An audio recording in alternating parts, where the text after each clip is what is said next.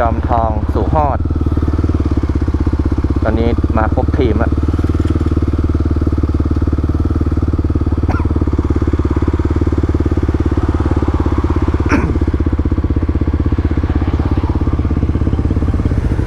ก็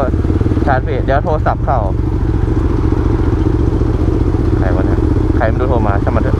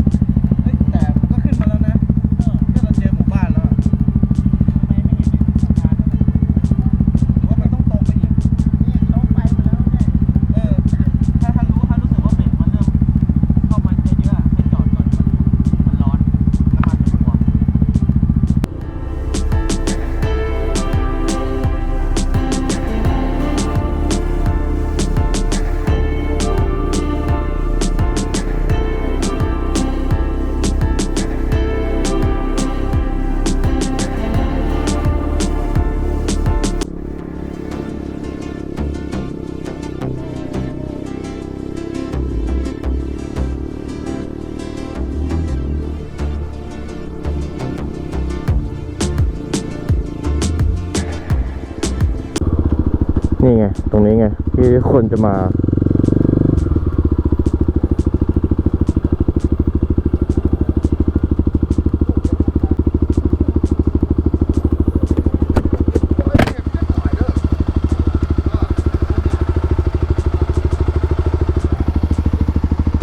เด็กน้อย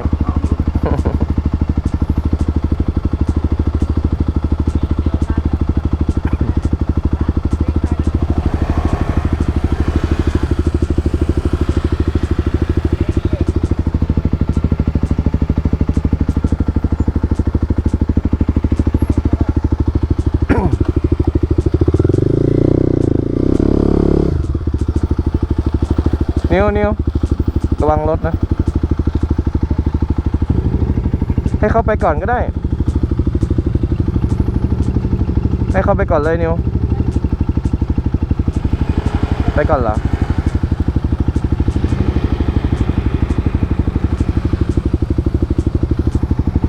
ครับ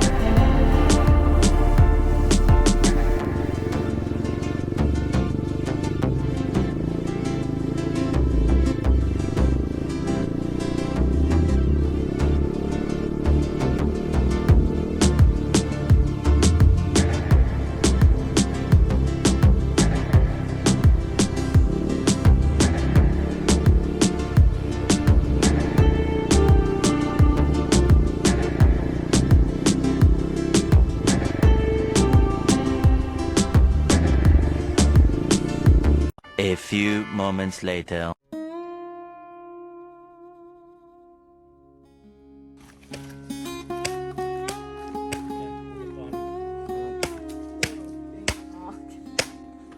อันนี้ให้เอากระสอบทรายไปด้วยเลย เฮงร่ำรวยครับ เราเขาก็ให้ไปนอนเอาไข่ไปปาดออกมาเลยผมนึกว่าแกงกระด้างแกงกระด้างเลยเหรอนะ โอ้เสร็จแล้ว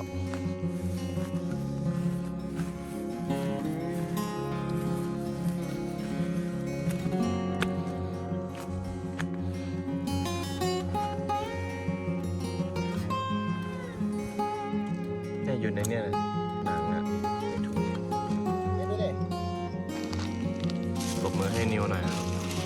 คนดังวันนี้เป็นคนดัง เป็นรอดอไงบอกครั้งแรก เพราะมันไม่มัน จ้า นี่ต้องประสบการณ์แคมป์นี่ไม่ต่ำกว่า 20 แคมป์อะไรอย่างเงี้ยมัดไปอย่างนี้ได้นะ คนละแคมป์ สั้นนะเรายาวๆไปทางนี้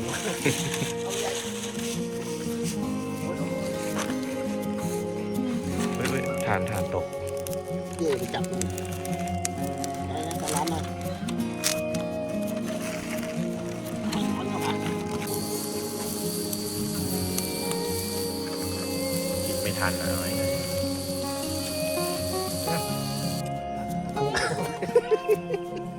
ถ้า108 จิ้มเหมือนนั้นน้ำแข็งใสเลยเดี๋ยว จะอะไรนะมาริปุอะไรมาริปุริมาริปุริอ่ะ แค่เลยสู้นี่ได้ไม่เอาสู้อ่ะบิ๊กสู้อ่ะ